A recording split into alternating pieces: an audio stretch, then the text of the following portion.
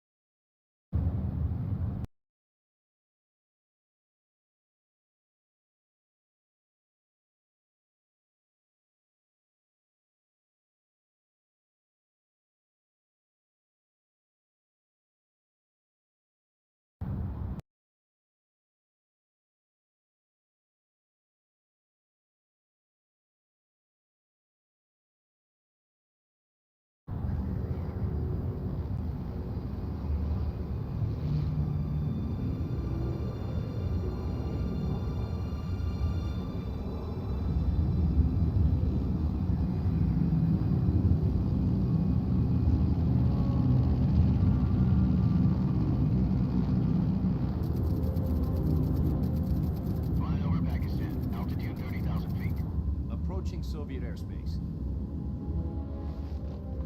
20 minutes to drop off. Commencing internal depressurization. Equipment check. Arm main parachute. All right. You ready to go? Drop zone still showing a high pressure mass. Cav okay. Good. We've got high visibility.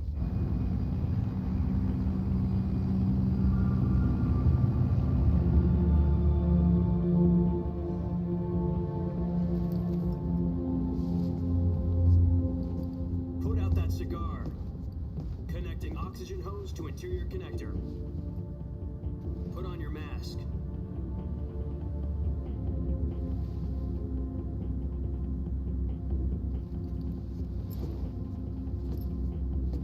Does this panty waste know what he's doing?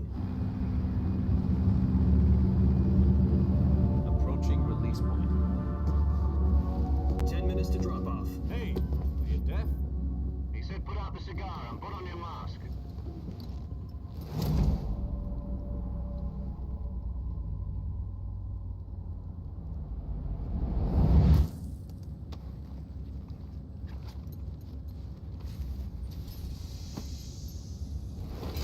Depressurization complete. Checking oxygen supply. 6 minutes to drop off. Opening rear hatch.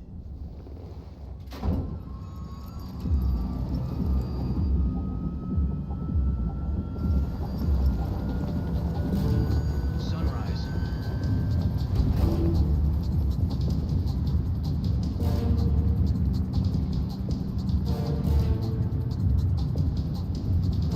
External temperature minus 46 degrees Celsius.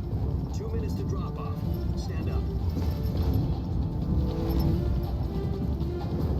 You'll be falling at 130 miles per hour. Try not to get frostbite from the wind chill. 1 minute to drop off. Move to the rear. Activate the honor bottle. This is one for the history books. The world's first halo jump. 10 seconds to drop off. Stand by. Status okay. All green. Prepare for drop-off. Countdown. 5, 4, 3, 2, 1. Spread your wings And fly. God be with you.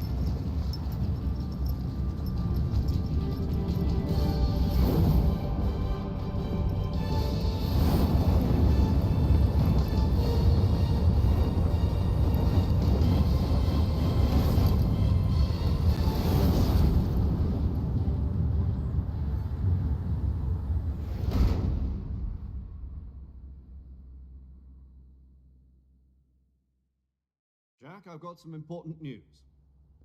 The head of the CIA has finally given us the green light for the virtuous mission. Virtual mission? No, the virtuous mission. The future of our Fox unit depends on it.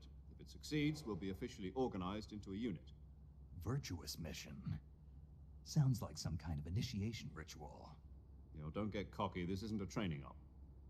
Right. So what exactly is this wonderful mission? Well, about 2 years ago, A certain Soviet scientist requested asylum in the West through one of our moles.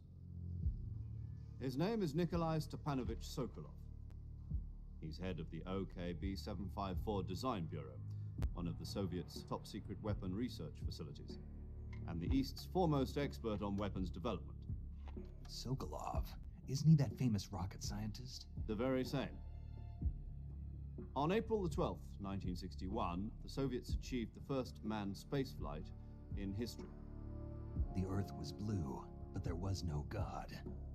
Well spoken. The rocket that carried Yuri Gagarin to orbit was the A-1, known as the Vostok rocket. Sokolov is said to be the man most responsible for the multi-engine cluster used in that rocket. After Gagarin's flight, Sokolov left rocket development to become the head of the newly established Design Bureau. From a lowly technician to head of a design bureau, that's quite a success story, so why'd he want to defect? It seems he'd become afraid of his own creations. Afraid? Call it a crisis of conscience. And for that, he left his country and his family behind and went over the fence?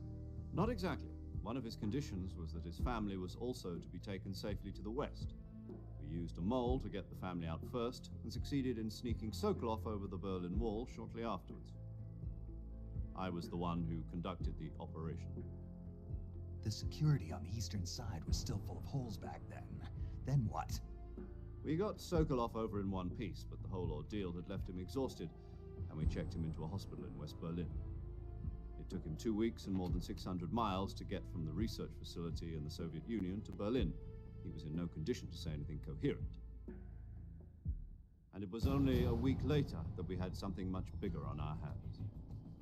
The Cuban Missile Crisis. October the 16th, 1962, President Kennedy received word that the Soviets were in the process of deploying intermediate-range ballistic missiles in Cuba. The President demanded that the Soviets dismantle and remove the missiles. At the same time, he announced a naval blockade to prevent further missile shipments from reaching Cuba. But the Soviets didn't back down, instead placing their armed forces on secondary alert. Soviet transport ships carrying missiles continued on course towards Cuba. US and Soviet forces went on alert for an all-out nuclear war. Frantic negotiations were conducted through the UN's Emergency Security Council and unofficial channels to end the hair-trigger standoff. Finally, on October the 28th, the Soviet Union agreed to remove its missiles from Cuba, and so the world avoided a nuclear holocaust. But in order to get the Soviets to pull their missiles out, we had to make a deal. You mean the one where the US agreed to remove its IRBMs from Turkey? No. The Jupiter IRBMs deployed in Turkey were obsolete, and we were going to get rid of them anyway. They had no strategic value whatsoever to either the US or the Russians. The Turkey deal was a ruse, a cover story that was fed to the other intelligence agencies around the world. So what did the Russians really want? Sokolov. They wanted us to return Sokolov. You mean the Soviets pulled out of Cuba just to get their hands on Sokolov? That's right. What the hell was he working on? At the time, we had no idea. We were running out of time. It was either give up Sokolov or risk full-scale nuclear war. In the end, we had no choice. President Kennedy gave in to Khrushchev's demand. The next day, I got Sokolov out of the hospital, handing him over to agents on the eastern side. Sokolov kept on screaming, "Save me," until he disappeared from my sight. Then a month ago, we received some new information from one of our moles. About Sokolov? Yes. He was taken back to the research facility and forced to continue working on the weapon in question under KGB supervision. What's more, it's on the verge of completion. So what kind of weapon is it? Something to do with space rockets? No, missiles. Same technology.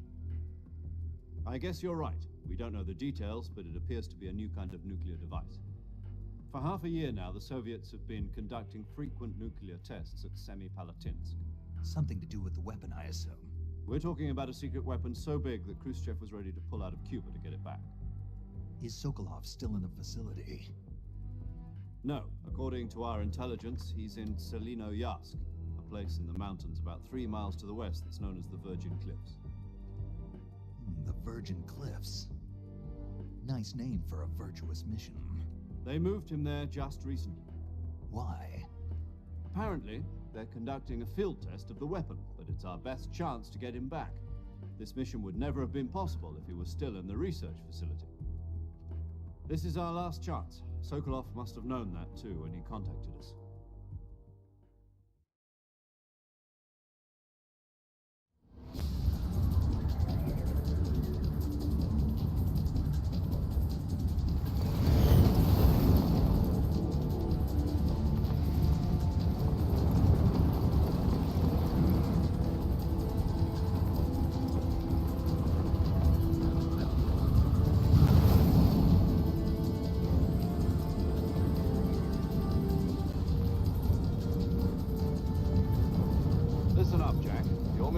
Infiltrate Selino-Yarsk in the Soviet mountains, ensure the safety of Sokolov, and bring him back to the west.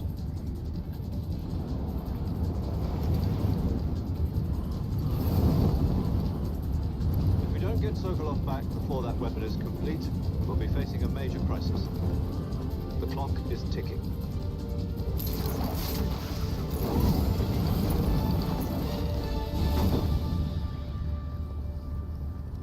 Once we've confirmed the rescue of Sokolov, stand by at the recovery point. A recovery balloon will be dropped at that point. Helium will be pumped into the balloon to inflate it. The process takes about 20 minutes. Once it's complete, the gunship's arm will latch onto the balloon and pull it up. The full surface-to-air recovery system. I'm familiar with the theory. Take it easy. It's been combat-proven. Do you think Sokolov is up to it? The shock will be less than during a parachute jump, and the arm can handle up to 500 pounds. So you're planning on going over the border in a single combat Talon?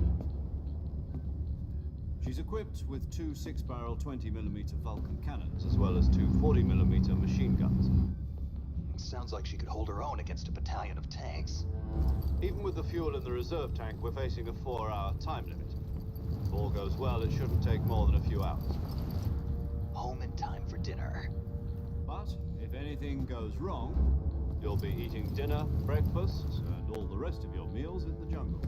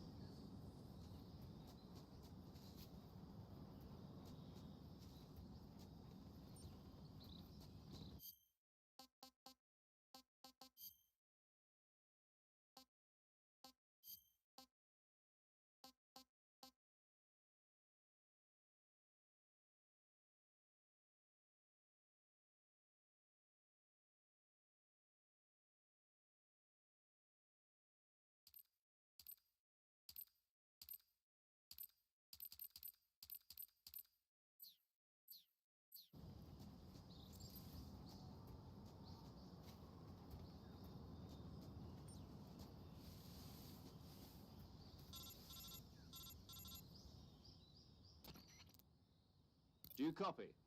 You're already in enemy territory, and somebody might be listening in. From here on out, we'll be using code names to refer to each other. Your code name for this mission will be Naked Snake. I'll be referring to you as Snake from now on. You're not to mention your real name. Snake? Well, you don't like snakes? What do you mean? You've eaten one before, haven't you? In survival training. I'm glad to hear that. I don't know if I'd ever order one in a restaurant, but... Be careful, you might not have a choice. What about you, Major? What should I call you? Let's see. I'll be Tom. Call me Major Tom. Oh, and Snake. Yeah. The crew isn't watching anymore. You can take off the disguise now. Good idea. This isn't right. Time for the snake to shed his skin.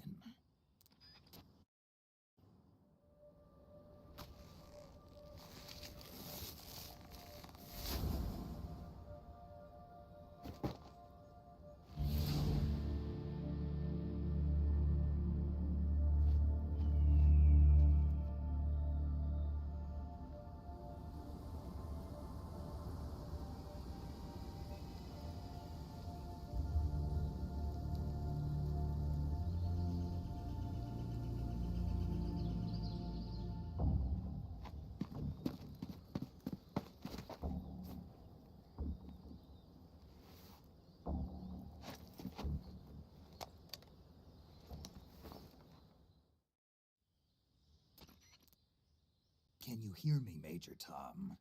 This is Snake. Kept you waiting, huh? This will be a sneaking mission. You must not be seen by the enemy. You must leave no trace of your presence. Is that clear? This kind of infiltration is the Fox unit's speciality. In other words, weapons and equipment are procured on site. That goes for food as well. You're completely naked, just as your name implies. Great. Now I see why you asked me if I like snakes. I suppose calling me Snake was your idea of a joke, too. No, there's a good reason for that. I'll tell you later when the time is right. Gotcha. Getting back to the subject, how exactly am I supposed to feed myself? You've been issued a knife and a tranquilizer gun. Use them to hunt for food. You'll also find some medical supplies in your backpack. Yeah, about the backpack. I lost it in a tree on the way down. I see. Well, you'd better go back and get it then. You know where it is? No problem. I can see it from here. It's stuck on a branch. To climb a tree, stand in front of a tree that's covered in ivy and press the action button. I'll be monitoring your progress over the radio. We can't risk violating Soviet airspace, but I'll be in the gunship. My frequency is 140.85. I'll give you a call if I need to talk to you. If you need to talk to me, use the send function. Okay, Snake, go get your backpack.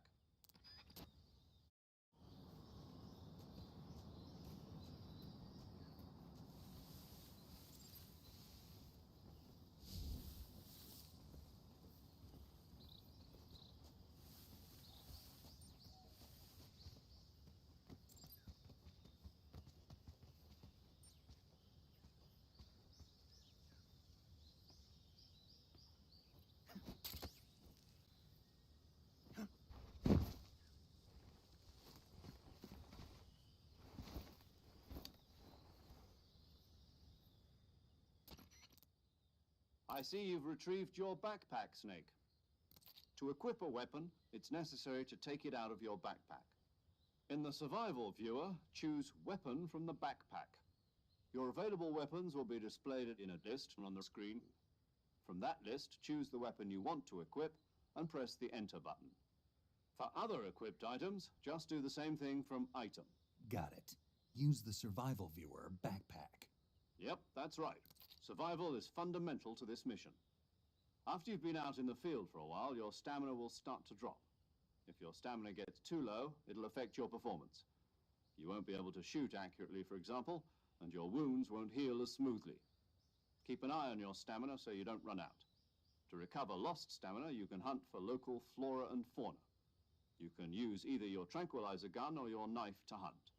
My only weapon is a Mark 22 Hush Puppy tranquilizer gun? That's right. It's been fitted with its own suppressor. However, the suppressor will deteriorate every time you fire. Once its durability reaches zero, the noise suppression effect will be gone. So don't get too trigger happy with it. The suppressor's durability is shown in the icon. Any weapons and equipment beyond what you're carrying now, you'll have to find as you go. I have to find my own weapons and equipment? Whose crazy idea was this anyway? Solo covert actions are standard Fox operating procedure. You can't leave any traces of your presence. No weapons, equipment, footprints, sweat, or bodily waste. The same goes for bullets and cartridges, too. Your presence in enemy territory is already a violation of international conventions of warfare. There aren't supposed to be any American soldiers in Russia. It could spark an international incident. You can't let anyone see you. You can't let the enemy know you're there. This is a stealth mission.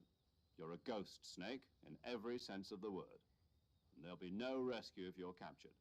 The military and US government will deny any involvement in the affair. Then I'll just have to take care of myself, huh?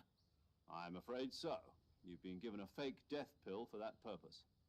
SIS guidelines stipulate that soldiers on covert ops like this one be issued a potassium cyanide capsule. Tape it to your body so you can take it when you need to. How generous of you. Use it if you're taken prisoner by the enemy. It'll send you into a state of false death for a short time. Fooling them into thinking that I'm really dead. So how do I come back to life? Just take the revival pill. You mean that thing they put in my tooth before the mission? That's the one. But be careful. If you remain in a state of false death for too long, nothing will be able to bring you back. Remember that. I'll keep it in mind. You said this was a solo mission, right? Right. I guess that means I can't count on any reinforcements. Correct. The mission rests entirely in your hands. A real one-man army. Relax. There's a support team ready to back you up over the radio. Who? I'll introduce them to you. This time, survival is of utmost importance. The first member of the support team will be in charge of monitoring your physical condition, acting as a medic, so to speak, as well as recording your mission data. She's a member of Fox as well, and she's here on the gunship with me. She? Hello, Snake. I'm paramedic. Nice to meet you. Paramedic. As in a medic who comes in by parachute. Aren't you going to tell me your real name? Are you going to tell me yours, Mr. Snake? My name, huh? It's John Doe. And they call you Jack for short. You're a regular Captain Nemo. A name means nothing on the battlefield. After a week, no one has a name. What's your name? Jane Doe. Very funny. I wasn't joking, but I'll tell you my name only if you manage to make it back alive. My frequency is 145.73. She's also in charge of recording your mission data.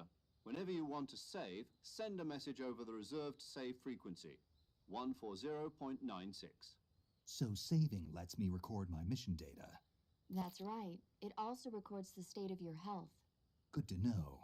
There's one more person I want to introduce you to, Snake. Huh? Speaking of snakes, you remember the boss, don't you? A legendary soldier and your mentor. Actually, it was the boss that got the DCI's authorization in the first place. She's going to be serving as Fox's mission advisor. The boss is? She also helped me plan this mission. She and I were at SAS together. Jack, is that you? How many years has it been? Boss? That's right. It's me. Oh. Talk to me. Let me hear your voice. It's been 5 years, 72 days, and 18 hours. You've lost weight. You can tell just by the sound of my voice. Of course I can. I know all about you. Really? Well, I don't know anything about you. What's that supposed to mean? Why'd you disappear on me all of a sudden? I was on a top secret mission. Hmm. You didn't need me anymore. But there were still so many things I wanted you to teach me. No, I taught you everything you needed to know about fighting techniques. I taught you all I could. The rest you needed to learn on your own. Techniques, sure. But what about how to think like a soldier? How to think like a soldier? I can't teach you that. A soldier needs to be strong in spirit, body, and technique. And the only thing you can learn from someone else is technique. In fact, technique doesn't even matter. What's most important is spirit. Spirit and body are like two sides of a single coin. They're the same thing. I can't teach you how to think. You'll just have to figure it out for yourself. Listen to me, Jack. Just because soldiers are on the same side right now doesn't mean they always will be. Having personal feelings about your comrades is one of the worst sins you can commit. Politics determine who you face on the battlefield. And politics are a living thing. They change along with the times. Yesterday's good might be tomorrow's evil. Is that why you abandoned me? No, it had nothing to do with you. I already told you, Jack. I was on a top-secret mission. A soldier has to follow whatever orders he's given. It's not his place to question why. But you're looking for a reason to fight. You're a natural-born fighter, but you're not quite a soldier. A soldier is a political tool, nothing more. That's doubly true if he's a career soldier. Right and wrong have no place in his mission. He has no enemies and no friends. Only the mission. You follow the orders you're given. That's what being a soldier is. I do whatever I have to get the job done. I don't think about politics. That's not the same thing. Sooner or later, your conscience is going to bother you. In the end, you have to choose whether you're going to live as a soldier or just another man with a gun. There's a saying in the Orient, loyalty to the end. Do you know what it means? Being patriotic. It means devoting yourself to your country. I follow the president and the top brass. I'm ready to die for them if necessary. The president and the top brass won't be there forever. Once their terms are up, others will take their place. I follow the will of the leader, no matter who's in charge. People aren't the ones who dictate the missions. Then who does? The times. People's values change over time, and so do the leaders of a country. So there's no such thing as an enemy in absolute terms. The enemies we fight are only enemies in relative terms, constantly changing with the times. As long as we have loyalty to the end, there's no point in believing in anything, even in those we love. And that's the way a soldier's supposed to think? The only thing we can believe in with absolute certainty is the mission, Jack. All right, but do me a favor. What is it? Call me Snake. Snake. Oh, right. Your codename is Snake. It suits you well. That's right. The legendary unit that the boss put together during World War II was a snake. The Cobra unit, a group of heroes that brought the war to an end and saved the world. As long as you've got a legendary hero backing you up, you'll be fine. Isn't that right, Snake? Yeah, I can't think of anyone else I'd rather have with me. Oh, and one more thing, boss. Yes? It's good to hear your voice again. Same here. After all, who knows if either of us will make it out alive? Snake, you are always best at urban warfare and infiltrating buildings. But this is the jungle. Survival is going to be key. Those CQC techniques I taught you are sure to come in handy. CQC? Close quarters combat, huh? I've been in the Green Berets for the past few years. I'm probably pretty rusty. Not to worry. I'll be here to help you remember. After all, this is your first actual survival mission. I'll be supporting you over the radio. Where are you, boss? Next to the major? The boss is communicating with us by radio from aboard a Permit-class submarine in the Arctic Ocean. My frequency is 141.80. Call me if you need my advice on battle techniques. Gotcha. Your mission is to retrieve Dr. Sokolov. Dr. Sokolov is being held in an abandoned factory located to the north of your current position. Avoid heavy combat and don't let anyone see you. Don't forget that this is a stealth mission. Snake, try to remember some of the basics of CQC.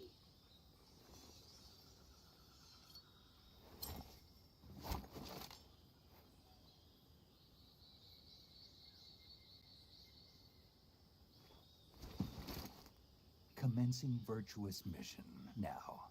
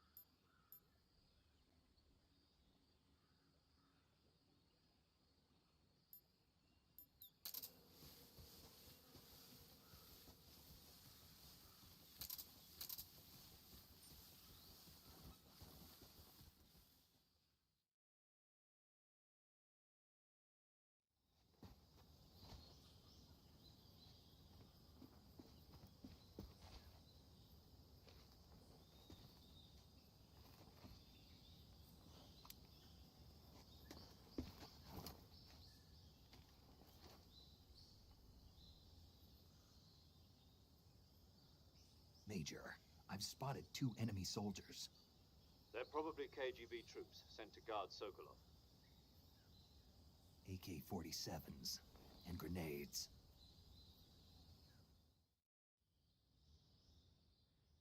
Snake, your presence in Soviet territory is already a violation of international law. We can't let the Kremlin find out that the CIA and the American government are involved. Contact with the enemy is strictly prohibited. Don't engage them in battle either. This is a stealth mission. Got that? The Major is right. The point of this mission is to sneak through the jungle without being seen. The success of the mission depends on how well you use your camouflage. Change your camouflage by selecting Camouflage from the Survival Viewer. The Uniform option lets you pick your uniform, while the Face option lets you change your face paint. Choosing camouflage that blends in with your surroundings will help you conceal yourself more effectively. Also, don't forget that anything that moves will stand out in the jungle. If you just stand up and run around like an idiot, you're bound to be spotted. But if you crawl instead, you should be able to sneak by without being noticed. You can see how effective your camouflage is by looking at the Camo Index. The Camo Index shows how well your current camouflage blends in with the surrounding area. The higher the value, the harder you are to spot, and vice versa. The key is to make yourself one with nature. Keep that in mind as you go along, okay?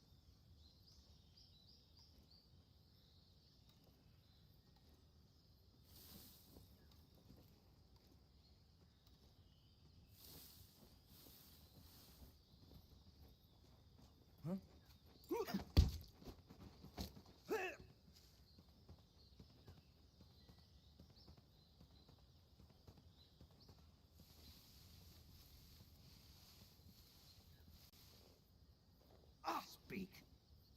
If you climb trees, there's fruit. Speak. Inside fallen trees. Speak. Bastard.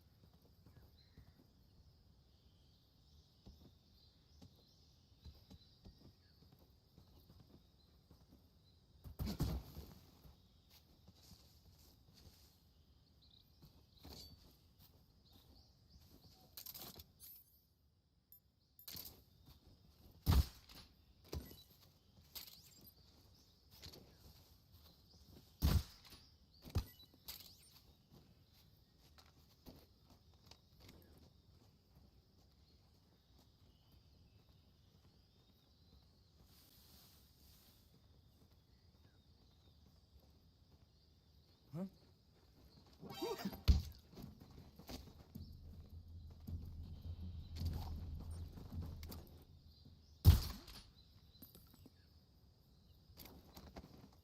Answer me.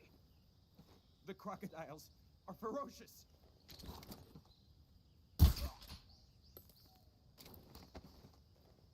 Speak. Bastard.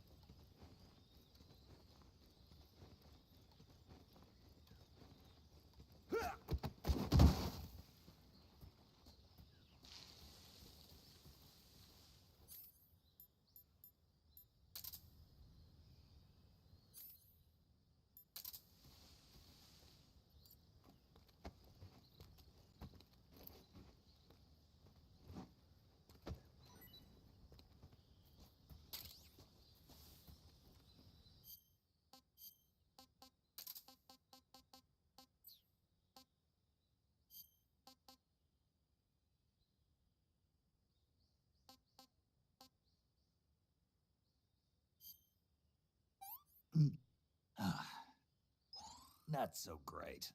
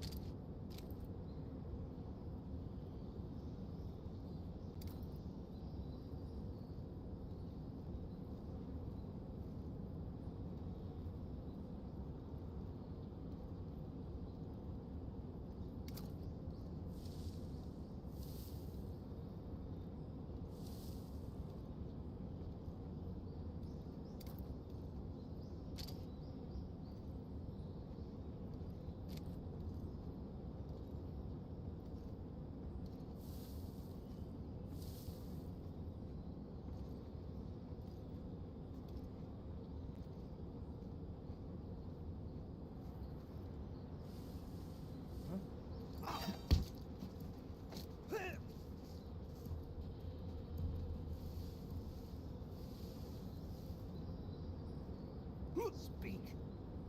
Up ahead, our numbers are strong. Answer me. If you fall from the rope bridge, you're finished. Speak. Bastard.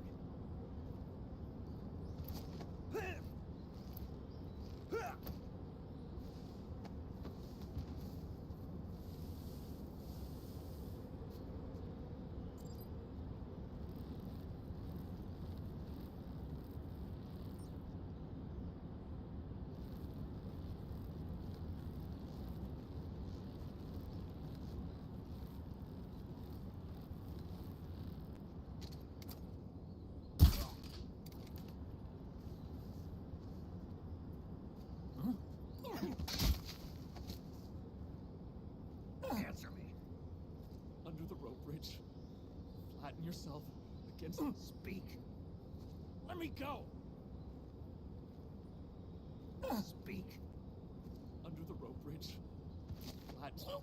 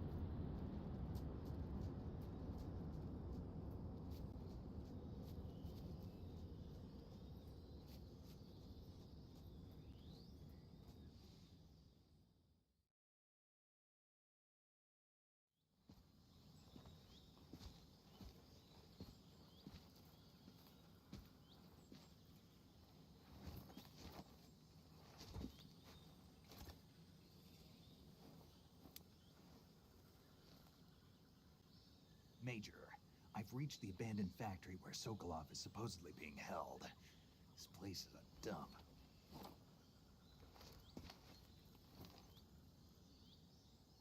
I can't see Sokolov from here. The security is pretty tight. There are sentries posted around the perimeter. I wonder how many are inside.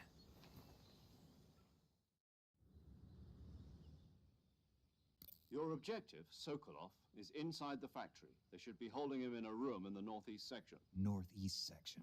Got it. Be careful. Your mission is to bring Sokolov back alive.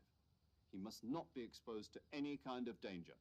And do not approach Sokolov while in the alert phase. Right. Oh, and one more thing, Snake. You mean there's more? No, it's just that when you get to Sokolov, I want you to tell him something from me. And that is? Sorry for being so late. Is that all? Yes. Understood. Beginning my approach to the target.